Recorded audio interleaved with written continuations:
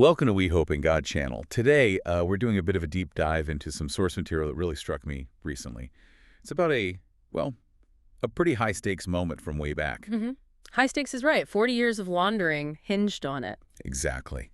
We're looking at the story of the Israelite spies. It's mainly from Numbers chapter 14. A really key chapter. Yeah, and I was just meditating on it, during some quiet time and wanted to share some of the grace I felt I received from it.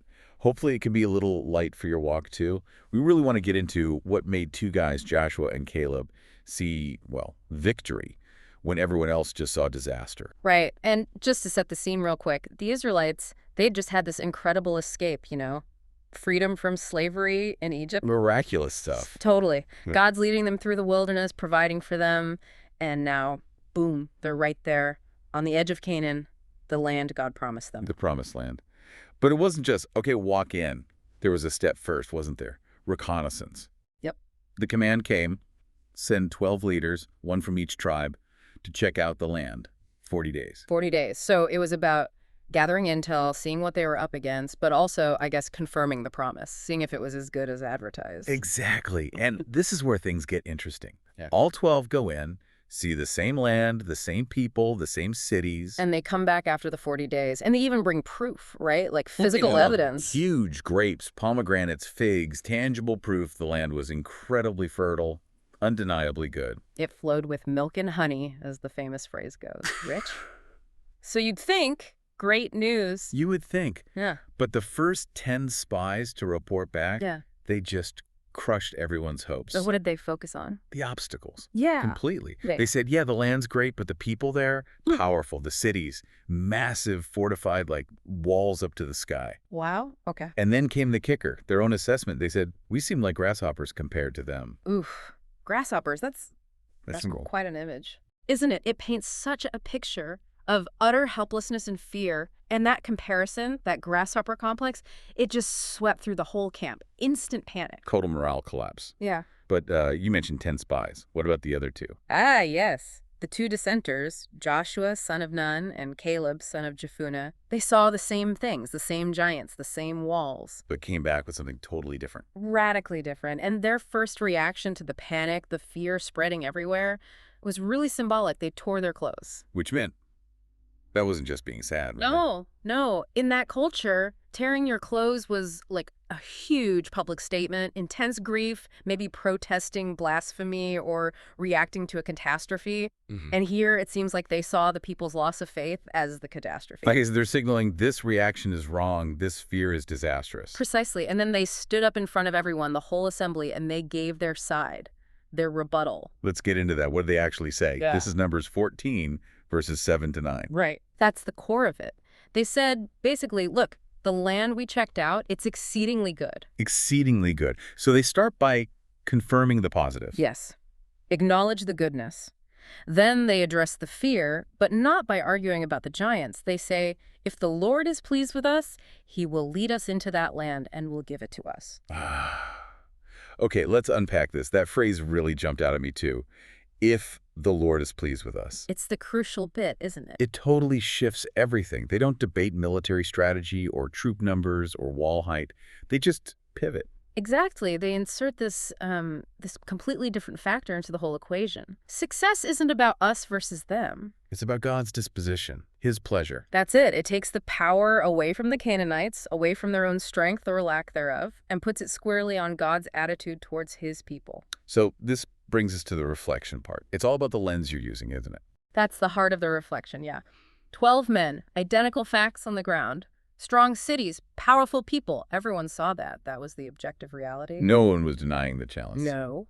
But 10 spies look through the lens of fear, of human limitations. Joshua and Caleb, they used a different lens, the lens of faith. What does that mean, though, practically, the lens of faith? Well, I think it means remembering God's track record. They just come through Egypt, the Red Sea parting, plagues. They'd seen impossible things already? Exactly. They remembered that God had already been with them, already overcome seemingly impossible odds. Their faith wasn't blind optimism. It was based on, historical precedent, you could say. So looking through the lens of faith meant remembering God's power and presence in the past. and applying that memory to the present challenge. Right. And that led them to the big idea. If the Almighty King, the one who'd done all that, actually delighted in them, was pleased with The them. no obstacle was too great. The giants, the walls, they become like secondary details. Precisely. And here's where it gets really interesting, I think. Yeah. Victory doesn't depend on our strength or our resources or how big we are compared to the problem. It depends on God's favor, God's pleasure. Okay, but hang on. Let's push on that a bit. Weren't the 10 spies just being rational, sensible even, from a purely military standpoint? They saw superior forces, better defenses. Fair point. Isn't it like responsible leadership to report the danger accurately, to say, look, this is really, really risky? Yeah. How do you balance that kind of, practical assessment with faith? I mean, it feels like faith is asking you to ignore reality sometimes. That's a great question, and it's where digging into the source helps. The 10 were rational in a limited sense. They assessed based on what they could see and measure human strength, physical walls, conventional odds. Conventional odds were bad. Very bad. But their rational report was actually, you could argue, strategically flawed because it left out the biggest factor in their own history, God's intervention. Ah, so their rationality was incomplete. It missed a crucial piece of data. Exactly. Their fear wasn't irrational given their limited view, but their view was too limited. When Joshua and Caleb said, "If the Lord is pleased with us," they weren't ignoring the giants. They were factoring in the giant slayer. They were remembering Egypt, the Red Sea, things that defied conventional odds. Right. They understood that their real power wasn't their army's size, which was probably pretty small and inexperienced, relatively speaking. Their real potential was tied to the one who brought them there. Okay, that makes sense. It wasn't about denying the facts, but interpreting them through a bigger reality. And there's maybe a political angle, too, thinking about it. How so? Well, fear can be easier, can't it? The 10 spies might have been, perhaps unintentionally, telling the people what their fearful hearts wanted to hear, an excuse to turn back, to avoid the struggle. Giving them an out, because faith requires effort, commitment. Fear just requires panic. And look at the reaction. The source says the people wept all night, complained, even wanted to choose a new leader and go back to Egypt. They talked about stoning Joshua and Caleb. Wow. So the rational but faithless report led to complete chaos and rebellion. Total meltdown. It wasn't just a tactical error, it was a spiritual and political disaster, which really underscores this insight from the text. And that victory, success, whatever you want to call it, it ultimately hinges not on our own power or readiness, But on the favor, the pleasure, the positive disposition of the guiding power. For Joshua and Caleb, the only strategic advantage they needed was God being pleased with their trust. That's a powerful reframe. It flips the whole script, like you said. Yeah, the 10 were stuck feeling like grasshoppers because they were measuring themselves against the giants. Joshua and Caleb measured the giants against God. Different comparison, radically different outcome. When you do that, the size of the problem shrinks, doesn't it? Mm. Or at least its power over you shrinks. Yeah. The question then isn't, can I handle this? But, Is God pleased with my approach? Am I aligned with him? right. Which leads us straight into, well, how does this apply to us now, today? Okay, application. Because we all face our own versions of Canaanites, don't we? Oh, for sure. Maybe not literal giants, but challenges that feel just as big. Fortified cities of debt, or relational walls, or career mountains that seem impossible to climb. And we get that same feeling, right? That grasshopper feeling. Overwhelmed, outmatched. Definitely. So how does this ancient story, this insight about favor, help us navigate those modern giants? Well, the core truth holds. If victory then was tied to God's favor, maybe success and breakthrough for us are tied to that same principle, alignment with God. Okay, so how do we cultivate that? How do we, walk in a way that pleases God, as Joshua and Caleb put it? The source seems to hint at specific actions or attitudes. It does. Looking at their example and the context, we can maybe pull out three things. Three behaviors that seem to invite God's pleasure and help us move beyond our limits. All right, let's hear them. First one seems pretty straightforward. Trust. Simple but hard. Joshua and Caleb didn't just think God could help. They acted like they believed he would. They chose to lean on his past faithfulness instead of their present fear, trusting his character over the circumstances. So actively choosing to believe God's promises and power more than the scary report. Got it. What's number two? Obedience to his word, or his known will. How does that fit in? Well, God had told them to go in. That was the mission. The 10 spies basically argued against the mission because it looked hard.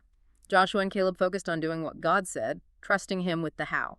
So obedience puts us in the place where God's power is meant to operate, like stepping onto the path he's already planned to bless. That's a good way to put it. Obedience aligns us with his plan, where his favor is active. And the third one is maybe a bit more subtle. Okay. Walking with a thankful heart. Gratitude.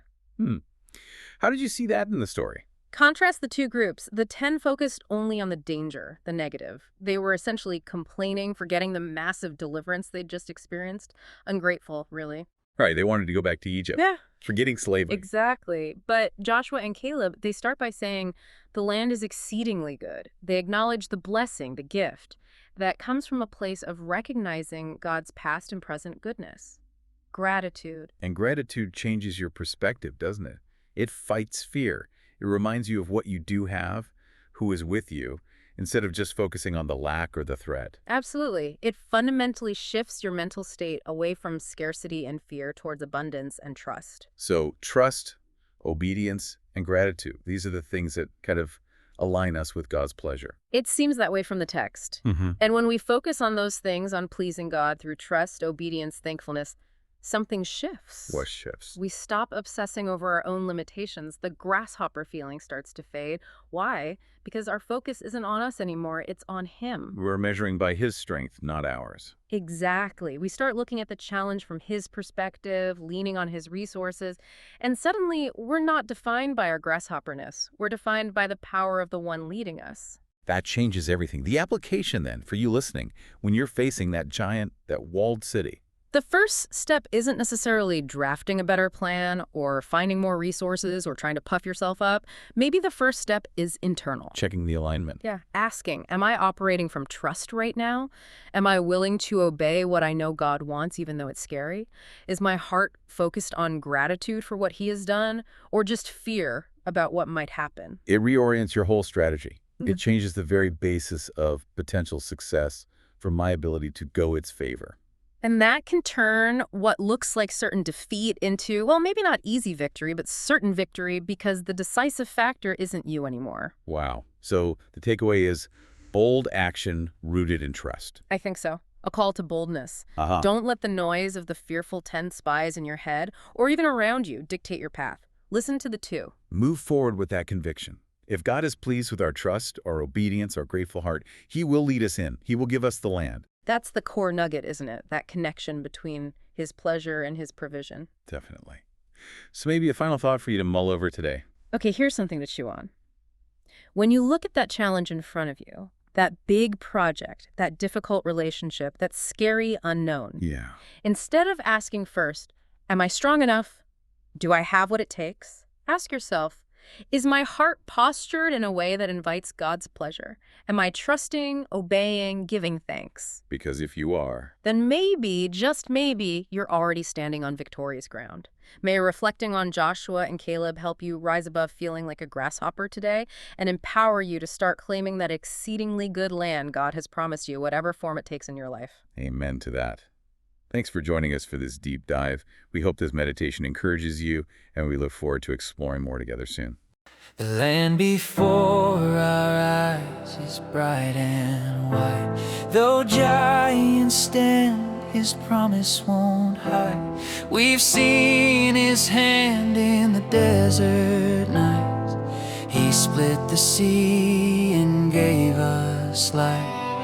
Fear may whisper you're too small, but faith remembers the Lord of all. If he delights, the walls will fall. His love will carry us through it all. If the Lord is pleased with us, we'll go into the land where blessings flow. No power can stand, no fear can grow. If the Lord is pleased with us, we'll go.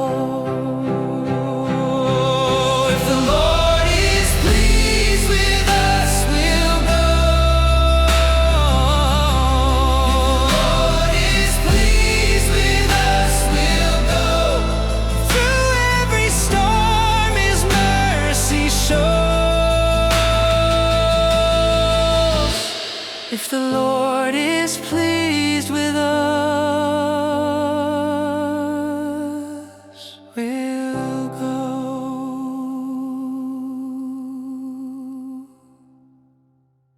The land before our eyes is bright and white. Though giants stand, His promise won't hide. We've seen His hand in the desert nights. He split the sea and gave us light. Fear may whisper you're too small, but faith remembers the Lord of all. If He delights, the walls will fall. His love will carry us through it all. If the Lord is pleased with us, we'll go into the land where blessings flow. No power can stand, no fear can grow. If the Lord is pleased with us, we'll go. If the Lord is pleased with us, we'll go. If the Lord is pleased with us, we'll go. Through every storm, His mercy shows. If the Lord is pleased with us, we'll go.